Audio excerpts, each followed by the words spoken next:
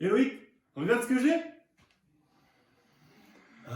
Mais t'es fou, Paul. Du cannabis. T'as pas le droit, c'est interdit. Mais non, c'est pas du cannabis, c'est du chanvre. On est à l'ICAM. Viens nous rejoindre. Ah bon? Si tu le dis. Bon allez Marcel, allez comme. Et j'espère qu'ils seront pas trop pétards.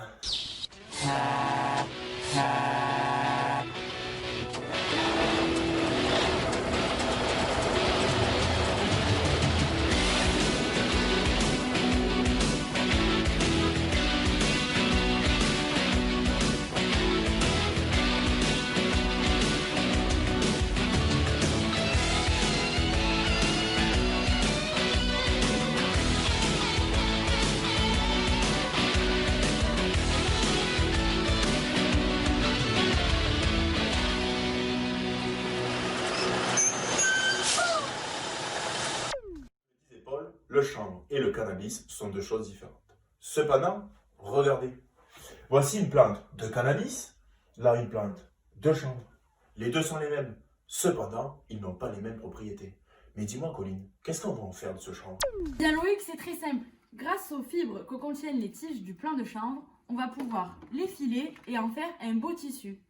Avec ce tissu, on va pouvoir faire des pièces composites grâce à de la résine, ici de la résine époxy en l'occurrence, et son durcisseur. On va venir placer notre tissu, après avoir mis du démoulant sur nos moules. On va imprégner notre tissu de résine et de durcisseur. Et enfin, on va venir refermer le moule et le compresser pour au final sortir nos pièces. Les pièces que vous a montré Colline vont être assemblées pour créer un mur en chanvre. Nous allons y insérer de la chaîne de vote et de la fibre, qui est un très bon isolant acoustique. Mais le chanvre ne sert pas qu'à ça. Il a beaucoup d'autres utilisations. On peut voir de la chaîne de vote broyée, qui sert à faire du pellet ou encore de l'isolation. C'est un très bon isolant naturel. Ensuite, comme vous a montré Colline, on peut faire du fil, des fils de chanvre qui vont nous servir à faire des sacs ou d'autres tissus un peu âpres et qui piquent, donc pas de caleçon.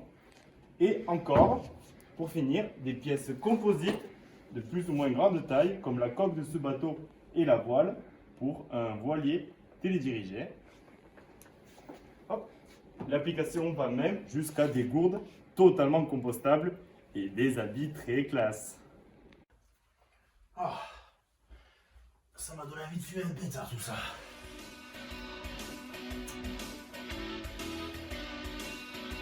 Oh putain.